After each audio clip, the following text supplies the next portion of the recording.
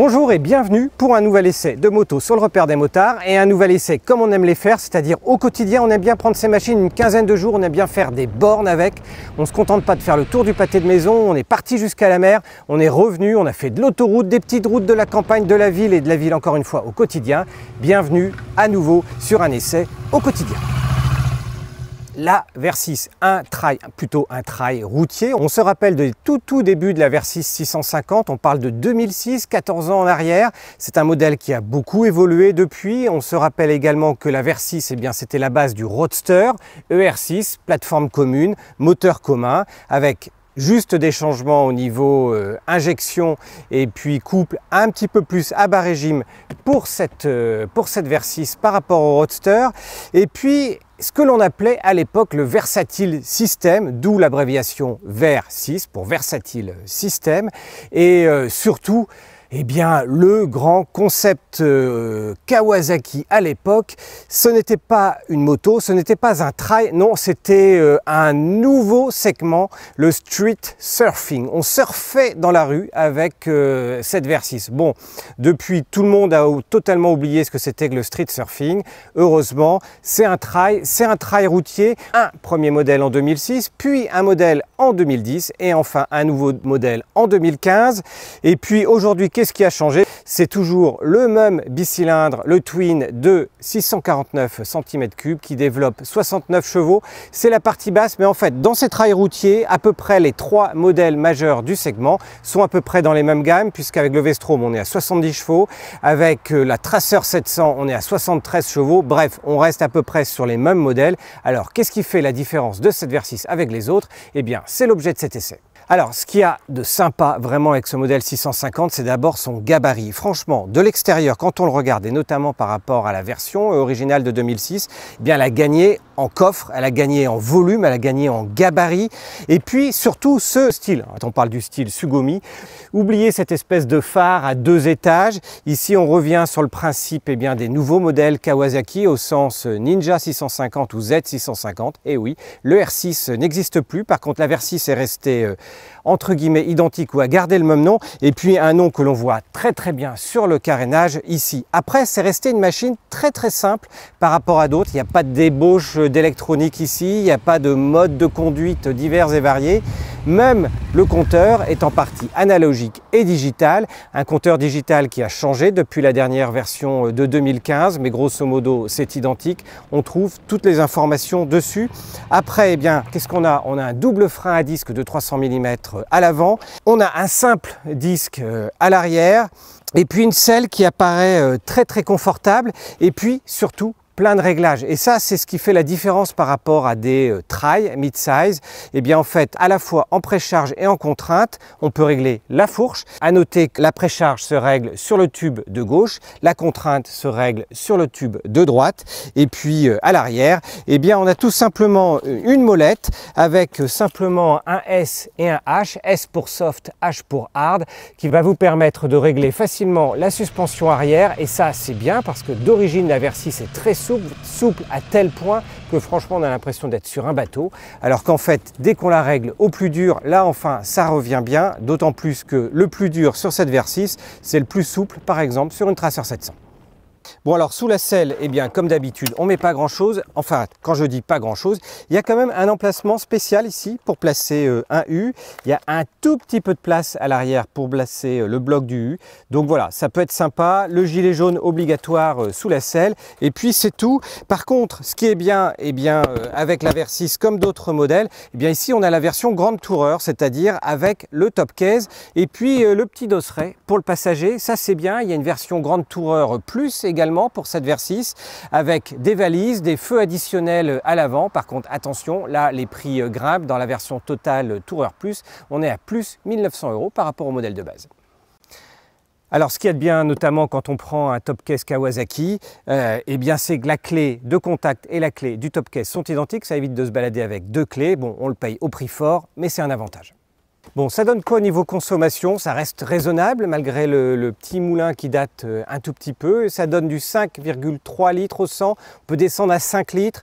Et je parle même d'une consommation à vitesse stabilisée à 130 km/h sur autoroute. Si vous allez en Allemagne et à des vitesses largement pas autorisé en France aux environs de 150, 60, 170 km/h, là votre conso va monter à 6 litres. Mais grosso modo avec le réservoir de 21 litres, et oui ça c'est rare, les réservoirs ont plutôt tendance à diminuer, d'ailleurs il faisait 19 litres en 2006, aujourd'hui 21, et bien ça vous donne quasiment 400 km d'autonomie. Par contre, ce à quoi il ne faut pas se fier, eh bien c'est l'ordinateur de bord. Pourquoi? Eh bien tout simplement parce que la jauge de clignotement qui vous signale « Attention, je suis en réserve » arrive à 275 km. Là on se dit « Oh, il va rester 25-30 bornes, ça ne va pas le faire du tout, je fais le plein à 300 ». Eh bien non, en fait, on peut faire, quand on fait le plein même à 335 km, on a encore pratiquement 3,5 litres dans le réservoir. Bref, réellement de quoi faire entre 390 et 400 km d'autonomie. Bon, maintenant on l'a dit, ce n'est pas une nouveauté, il y a eu 2 nouvelles motos aujourd'hui sur le marché, notamment la Tracer 700. 5 ans après, qu'est-ce que donne une vieille machine, entre guillemets, comme la Versys 650 par rapport à la Tracer 700? Pour le faire, eh ben, on va aller rouler tout de suite. Je prends le casque, les gants, le blouson et je vous emmène avec moi. Alors sous les yeux, on a vraiment un compteur traditionnel, de l'analogique et puis un petit peu de digital. Ce qu'il y a de bien, c'est que on peut choisir naturellement les informations totalisateur, trip partiel, A et B, et puis la conso instantanée, la conso moyenne, l'autonomie restante jusqu'à la pompe. Il annonce d'ailleurs pompeusement 431 km d'autonomie au tout départ. Puis par contre, ce qui est pas bien, c'est qu'il n'y a rien au Komodo. Alors c'est assez fréquent sur des machines qui sont un petit peu de conception ancienne, mais au Komodo c'est sympa, on aimerait bien. Alors que là, franchement, avec le gant, aller chercher le petit bouton là, c'est pas le plus facile. Le petit moteur est assez, mais il gueule tout de suite. On est toujours de suite à 50, à 6000, 7000 tours minute. Donc on a tendance à passer la seconde, qui se grimpe allègrement jusqu'à 110 km/h. Donc on passe la troisième. Mais alors là, ce qui est surprenant, là on n'est pas en ville naturellement, on est sur route. Mais à 30 km/h, ça cogne. En fait, dès qu'on est à 2000-2500 tours minute, ça cogne. Et il faut être à 3000 tours minute pour que le petit Twin soit un peu sympa. Il est, à part ça, il est assez souple, il est assez onctueux. C'est pas le moteur pétillant que l'on a avec une Tracer, mais ça vous emmène tranquillement, malgré le fait qu'il n'y ait pas beaucoup de chevaux d'écart. On est sur une base de 69 chevaux avec cette Versys 650, alors que sur la Tracer on n'est qu'à 73,4 chevaux, donc 4 chevaux d'écart, c'est vraiment rien du tout. Vous voyez, là j'étais à 40 en quatrième, je suis en mode éco, ça c'est le petit indicateur supplémentaire. Voilà, si on fait un peu de montagne, en fait on redescendra un rapport sur le troisième rapport, vraiment pour être mieux. Côté confort, c'est hyper confortable. En fait, en mode soft, j'ai rarement vu une Kawa qui soit aussi confortable. La selle, en plus, elle est très épaisse, très moelleuse. Donc, on se dit, sur les premiers kilomètres, ça va vraiment être top. Et en fait, ça l'est, d'autant plus que la position est droite, naturelle. Il n'y a pas d'effort. Ça tient tout seul, l'équilibre est excellent. On se dit, ah voilà, c'est peut-être pas le moteur le plus pétillant de la catégorie, mais en attendant, on va pouvoir rouler bien, tranquillement.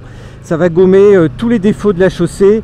En fait, les limites sont vraiment aux environs des 1h30, 2 heures de route, où là on commence à en avoir plein le derrière. C'est le cas de le dire. Alors que au niveau autonomie, voilà, avec 400 km d'autonomie, on peut largement faire 3 litres. Après, en termes de maniabilité, bon, le petit moteur, mine de rien, il dépote. En termes de maniabilité, franchement, il n'y a rien à faire. Elle est toute douce, elle s'incline doucement. On est en plein virage, on doit rectifier, elle s'incline un tout petit peu plus. Les Dunlop, les Sportsmarks D222, ils font très bien le job. En tout cas, sur le sec, on n'a pas eu l'occasion, avec ces beaux jours, de le tester sur le mouillé, malgré cette petite quinzaine d'essais avec cette moto. Le freinage arrière suffit, en fait, j'ai pas touché au frein avant pour arriver à freiner. Le frein avant, En ville, en fait, on peut quasiment l'oublier. On s'en sert vraiment si on est à pleine vitesse. Et là, il y a du mordant. Mais au global, le freinage pour un nouveau permis et un jeune permis auquel peuvent se destiner cette moto, d'autant plus qu'elle est accessible permis à deux, c'est un point important. Mais voilà, le reste, le tout est cohérent. C'est pas du tout une moto avec laquelle on risque de se faire peur ou de s'envoler. Et ça tourne dans un mouchoir de poche. Là, on le voit, hein. Petit demi-tour dans une ruelle ou dans une rue courte, sans effort particulier. Bon, il y a du dévers, etc. Alors je mets, si je m'arrête qu'un pied à terre, c'est une petite manip à avoir, mais encore une fois, la moto est légère. La Versys prend franchement facilement ses tours. Donc ce qui fait que si le rythme doit s'accélérer, on peut aller jouer avec. D'autant plus que, encore une fois, elle se met sur l'angle tranquillement et même si la chaussée se dégrade, eh bien elle tient franchement bien le bitume. En ville, sur la 4e, c'est vraiment la limite à 50 km/h. Si vous passez la 5e, là c'est plus la limite, ça cogne. Et alors la 6e en ville, là ça cogne vraiment, il n'y a plus rien, vous accélérez, ça fait poum poum. En dessous des 2000 tours, elle n'est pas super souple.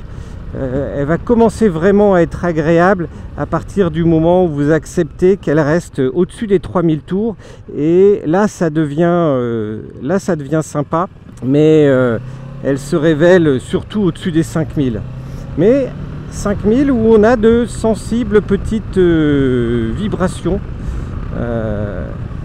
à moins de passer les rapports, et c'est un petit peu ce qui au début change. Voilà, il y a des modèles qui sont un petit peu plus permissifs, je dirais, en ville, et qui permettent de faire du 50 km/h sur le dernier rapport. C'est inutile, on peut contester l'idée, mais ça illustre simplement la souplesse d'un moteur. Les Twins sont toujours un petit peu moins souples que les 4 cylindres. Sachant qu'après, surtout, on sent le peps à 7000, 8000 tours. C'est vraiment la limite. 3000, c'est le minimum. 5000, elle est bien. Et puis après voilà, à 5000 tours, on se situe aux limites sur national à 110 km/h. Ça veut dire qu'on est à la moitié de la zone rouge simplement. Mais comme à partir de 5000, elle commence à être vraiment sympa, et bien c'est là où on peut tirer dedans et on sent l'effet élastique à partir de 7 en fait. Alors la stabilité est exemplaire, hein. On peut lâcher à 110, ce qu'on ne conseille pas de faire bien sûr, mais la moto est un rail, elle n'a pas de réaction parasite, le châssis est vraiment hyper sain, et alors que on a un top case derrière, il suffit vraiment de tirer dessus et l'accélération est vraiment douce et progressive. Tant qu'on reste sur cette barre des 5-6 000, et si on le maintient en haut, là le moteur il explose, mais c'est un peu logique, hein. Il arrive sur les 7000 tours sur sa plage maximale de couple et puis jusqu'à 8750 sur sa plage maximum de puissance. Donc faut pas hésiter à cravacher un petit peu, ce qui permet d'avoir deux visages pour cette Versys, une Versys assez calme, sage, presque trop sage, y compris en ville et en duo, où là, bon, c'est pas une foudre de guerre, vraiment. Et puis, si on veut aller s'amuser un petit peu davantage sur les petites routes, découvrir une machine très très agréable qui peut vraiment exploser. Et puis, on se rappelle des coupes Kawa ER6 avec ce petit moteur, qui était vraiment capable de procurer des sensations quand on l'amenait très haut. Alors la Versys côté passager, ça donne quoi? Bon, quand on voit la selle super moelleuse, on se dit nickel, ça doit être bien, etc. Bon, on est allé jusqu'au bord de la mer, donc on a fait quand même de l'autoroute pendant plusieurs heures d'affilée, et au bout d'une heure et demie, en fait, que ce soit le pilote ou le passager, on se dit ouïe aïe aïe, ça va être long les kilomètres restants. Donc en fait, c'est un petit peu trompeur. C'est très bien pour la ville, c'est très bien pour 1h30 de route. Par contre, je pense qu'au bout, on a testé au bout de 2 heures, 2h30, on a vraiment envie d'une pause pour soulager les fessiers. Bon, c'est dit. Après, sinon, la position, surtout avec le top case côté passager, est ultra confortable. Il y a des bonnes poignées, il y a le dosseret, c'est impeccable. Au niveau des repose-pieds, ils sont assez hauts. Je veux dire, en gros, côté passager, je pense que la dimension idéale, c'est entre 1m60 et 1m75. Si on est plus grand, les jambes seront peut-être un peu trop repliées pour le passager. C'est le petit bémol aussi. Sinon, côté suspension, franchement, elle absorbe très bien les aspérités du béton, que ça soit, alors quand elle est réglée ultra souple, là c'est souple, et même ferme, franchement c'est moins rêche qu'une Tracer 700 par exemple. Bon et bien voilà, on l'a essayé cette Versys 650. Qu'est-ce qu'il faut en dire? Eh bien c'est un trail qui reste très agréable, souple, confortable en duo, il ne faut pas exagérer non plus, on l'a dit, hein, après 1h30 on aimerait la pause, alors qu'en fait on peut largement rouler 3 heures sans refaire le plein avec cette moto. C'est vraiment une moto facile de prise en main, ça c'est le gros point essentiel, même pour un petit gabarit, parce que le poids reste raisonnable malgré les 216 kg.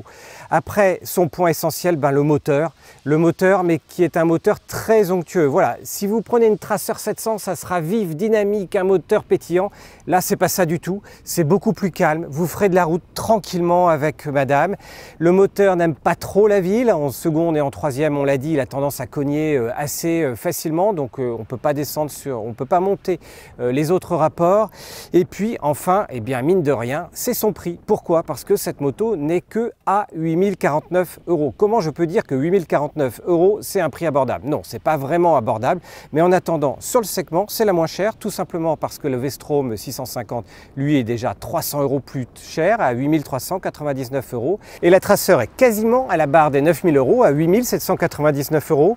Et quand vous parlez de la barre des 8000 €, et bien à ce moment-là, on peut réfléchir à se dire, tiens, cette Versys avec le pack Tourer, ou en tout cas au moins avec un top case et un peu d'équipement, c'est le même prix. Après, qu'est-ce qui reste? Eh bien, on peut penser à monter carrément sur une SC 750X, mais là on a un autre moteur, très clairement, beaucoup plus dynamique, ou carrément descendre, si votre budget est moins de 1000 € en dessous, pour descendre tout simplement sur une CB 500X. Voilà, ça ce sont les options.